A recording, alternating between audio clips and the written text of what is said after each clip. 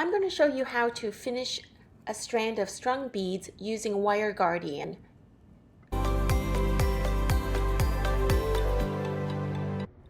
I'm using 3mm bicones plus soft touch for fine holes, the beading wire, and I want to use a clasp because I want a long necklace that I could also wrap around twice and use as a bracelet, a 7-strand bracelet, and perhaps an anklet as well. So I need that to open and close. First, what I'm going to do is I'm going to thread it through my crimp bead. You can use a crimp tube if you wish, like this. And then the wire guardian. Now with the wire guardian, and if you're going to use a soldered ring, put the soldered ring through it first, like that. Then it goes in and down the other, I like to think of it as pant leg, down there, like this. And I'm going to give you a close-up for you to see with this inside. Okay. I'm just going to pull this side a little bit more because I want some slack on the other side of the necklace. Basically, it's gone up one side through the other, down the other side. Then I'm going to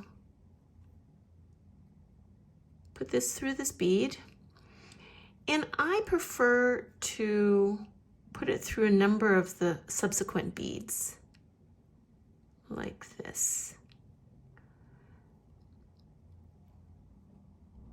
And in that way, it's a lot stronger in case there's a tug.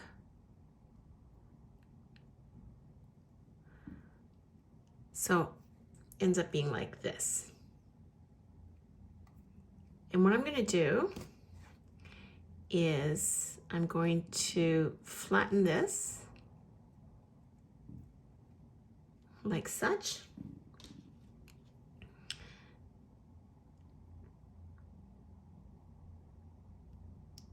And I'm going to slip on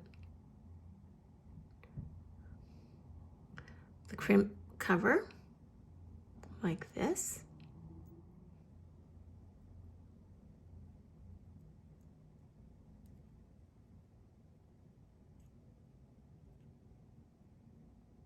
Like this.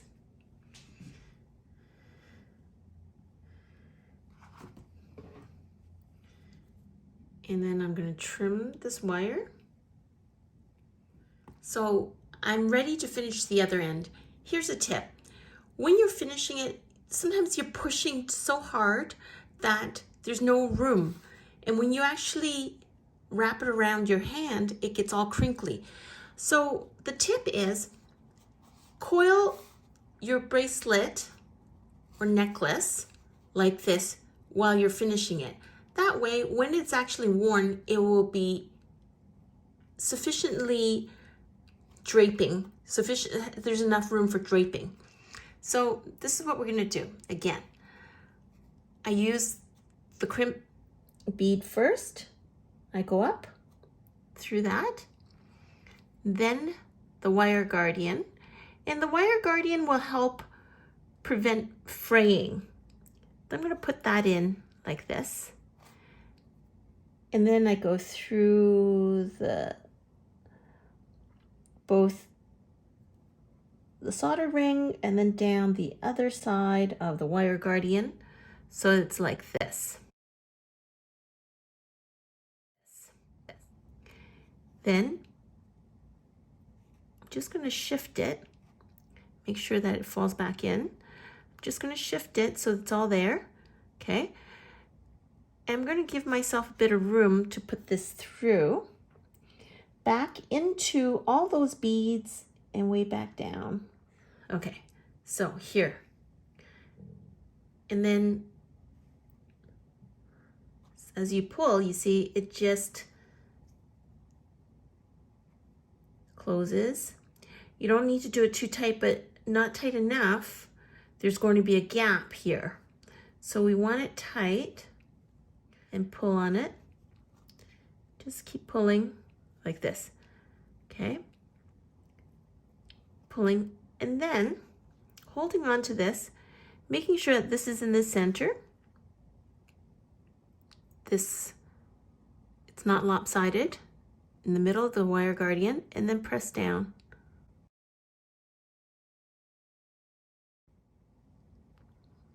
Like that. You don't have to kill it. There you have it. And then we're going to fit the crimp cover over it. There it is. It's finished. And then now I'm sure that it's going to be good.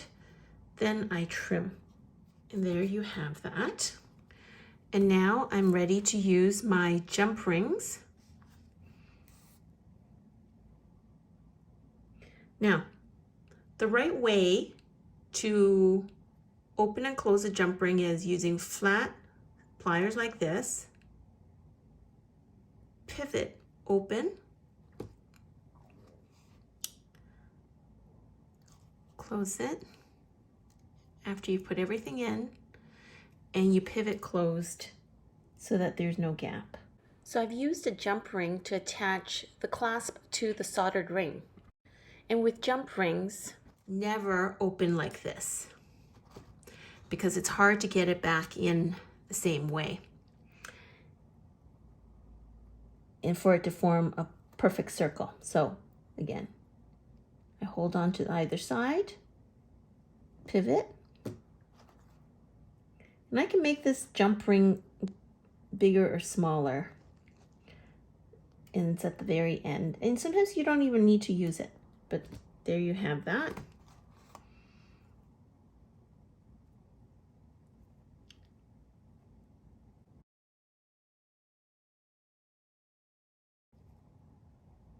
And that's how you finish a really nice, solid necklace. If you have found this video to be useful, please like and subscribe.